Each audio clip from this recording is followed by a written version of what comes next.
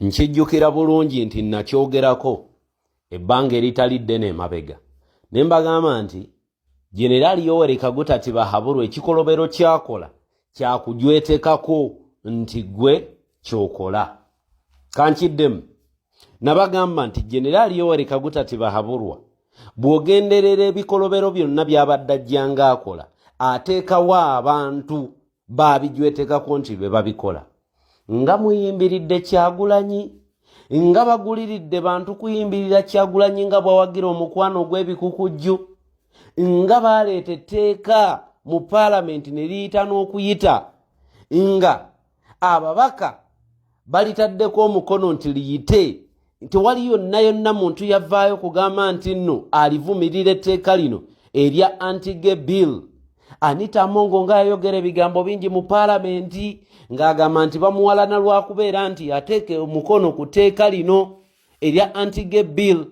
Ababaka bangi nga beerimbidde mu tteeka lino mbu y'empalana gye babateekako, era kyova olaba mbu bannayuganda tebabaagala, kyova olaba mbu Amerika ebateekako envumbo, kyova olaba UK ebateekako envumbo, naye ng'ekibavunaanibwa bulyake na bubbi nakkenenula bannayuganda. Munnange nno amawulire nga tegajja bubi. Donald J. Trump Anita Amongo gwe yajaganya nti nno kaakutte ekintu bakumuggyako envumbo. Mutabani wa Jenerali Tibahaburwa yajaganya naye twamulaba nti mu kiwezi munabwe kaakutte ekintu embeera yakutereera era Uganda yakuggyibwako envumbo.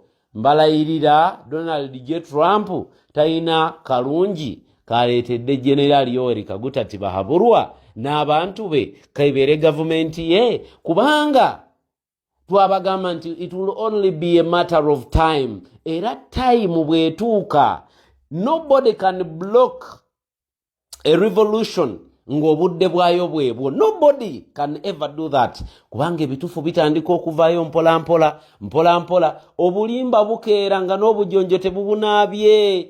Naye amazima gakeerewa naye bwe gajja gabeererawo ddala lubeerera. Bukadde buna obwa $4 million mu $, bwe badde buweebwayo mu ggwanga lino Uganda eri gavumenti. Obukadde buno obuna obwa $, bubadde buweebwayo nga buyita mu LGBTQI group, akabinja k'abawagira omukwano ogw'ebikokojjo. Ani ku Kyagulanyi ne Jenerali Yoweri Kaguta Tibahaburwa abadde afuna obuyambi buno obw'abasiyazi okuva mu Amerika nga buyita mu kitongole kya USAID awagira ebintu bino n'omukwano guno ogw'ebikukujjo mu Uganda. Omanyi nabawa ku tekiniki emu emabegako gye mutaategeera. Ne mbagamba nti omuntu kyangu nnyo okukola erinnya mu bubi dhani okulikola mu bulungi. Temwakategeera. Nabagamba abantu bano bemulaba Katuuti Babujingo, abantu bano Babedi Bwanika bemulaba abajja boogera bye boogera nga bapromoting omukwano guno ogw'ebikukujju, nga bakuba Kyagulanyi, nga balaga nti nno Kyagulanyi yaguwagira ennyo, era nga balaga nti okuwangula kwa Kyagulanyi okw'entebe mu ggwanga Uganda kugenda kubeera nga kupromotinga ebisiyaga mu ggwanga lino Uganda. Nabagamba mugendeere Babwanika bano, mugendeere Babujingo bano, kubanga bali mu kukola kye tuyita reverse psychology, bali mu kupromotinga ebintu bino naye nga bakulaga nti nno babivumirira. Oba ontegeera bulungi nti omuntu okukola erinnya kyangu nnyo okulikola mu bubi dhani okulikola mu bulungi. Baamanya nti bwe banaabijweteka ku Kyagulanyi, kubanga Kyagulanyi alina following, Kyagulanyi yewe tutumu, mujja kuvaayo mu mudifendinge. Wakati mu kumudifendinga mumudifendinga kuki? Nti Kyagulanyi talya bisiyaga. In that way you're promoting it. In that way owa attention y'abantu okukyogerako bokiwa omwaganyo kireta mu public domain nti bino bye boogerako biki bino bye boogerako. Kumbe eri abakulu bavujjirirwa n'okuvujjirirwa, abakulu bafuna omukemba okuva mu ggwanga eri Amerika mu kitongole ekya LGBTQI.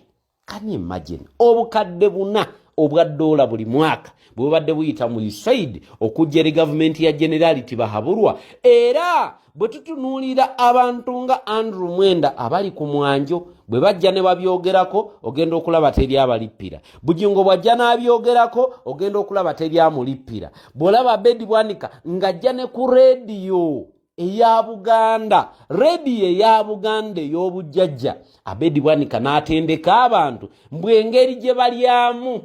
Can